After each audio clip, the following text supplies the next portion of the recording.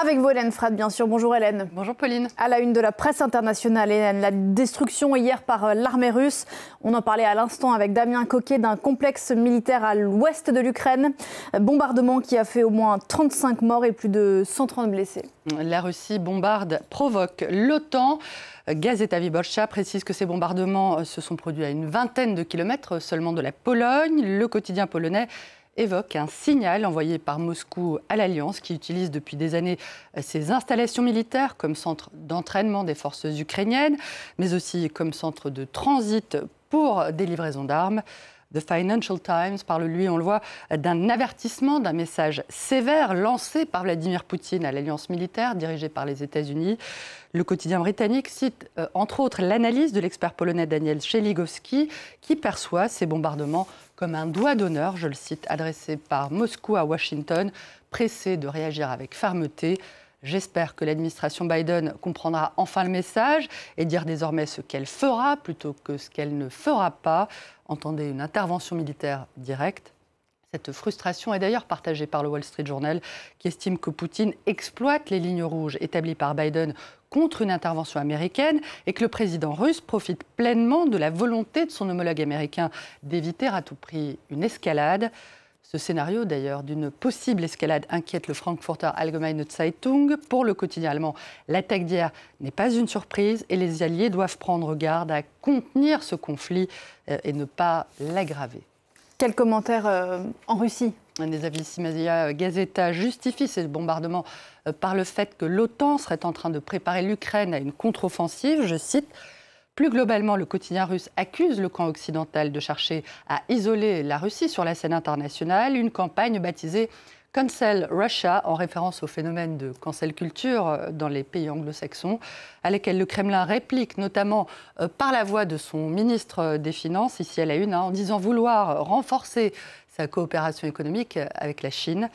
D'après The New York Times, qui cite des responsables américains, Moscou aurait également demandé à Pékin une assistance militaire, demande dont le porte-parole de l'ambassade chinoise à Washington déclare n'avoir jamais entendu parler, la Chine cherchant avant tout, selon lui, un règlement pacifique à ce conflit.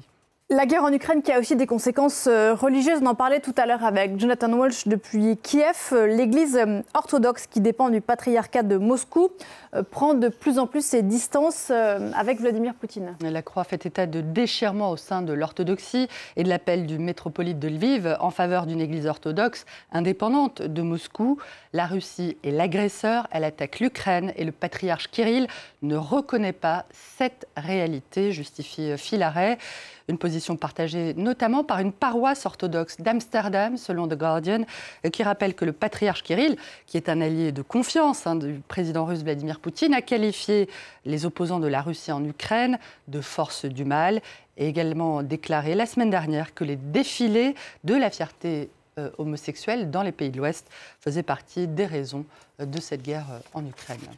La guerre en Ukraine, Hélène, sur laquelle on va revenir juste après votre revue de presse et sur laquelle vont s'exprimer ce soir lors d'une émission télé les 8 principaux candidats à la présidentielle française, dont Emmanuel Macron. Le président et ses adversaires vont expliquer leur position, mais sans échanger, sans se confronter ni même se croiser, autrement dit, sans débattre. Une formule inédite à la demande expresse d'Emmanuel Macron, selon l'opinion, où le dessin de CAC, on le voit, montre les 7 adversaires du président entassés face à lui tout au bout de cette table poutinienne. Une configuration critiquée par les candidats qui jugent machiavélique la proposition de l'Élysée. C'était à prendre ou à laisser. Je cite, Macron veut donner l'impression qu'il fait un débat sans faire de débat. Happé par son agenda international, ultra favori, le chef de l'État fait campagne par intermittence et ne se risque guère au débat avec ses adversaires. Libération regrette que cette actualité ukrainienne agisse comme un étouffoir sur la course à l'Élysée. La Croix, enfin, relaie les critiques sur la gestion solitaire du président de la crise à l'Ukraine, à ses initiatives diplomatiques pour l'Ukraine, en passant par sa déclaration de candidature à la toute dernière minute. Rien de tout cela n'a permis à Emmanuel Macron de se défaire vraiment de l'image d'arrogance, voire de mépris, qui lui colle à la peau depuis ces années au ministère de l'économie. Et puis le retour du sourire ou de la moue, c'est selon Hélène une bonne nouvelle, enfin on l'espère dans ce contexte difficile, la fin du masque et du pass vaccinal en France après 2 années de restrictions. Les Français peuvent enfin respirer. En dépit du léger regain des contaminations, Le Figaro se réjouit de pouvoir enfin enlever ce masque et estime qu'il est temps désormais, Pauline, de passer à autre chose. Au lieu de surveiller comme le lait sur le feu les courbes de contamination, on ferait mieux de s'interroger sur l'avenir de notre abyssale dette publique. C'est plus réjouissant en effet. La reprise épidémique constatée ces derniers jours n'a pas incité le gouvernement en pleine campagne présidentielle à revoir sa décision de lever les restrictions sanitaires, quitte à aggraver la situation, prévient pour sa part l'Humanité. Bye bye les masques, pour aujourd'hui en tout cas, et seulement pour aujourd'hui. C'est peut-être une bonne nouvelle et la dépêche du midi ne boude pas son plaisir. Et ma foi, nous non plus. Et non, merci beaucoup Hélène.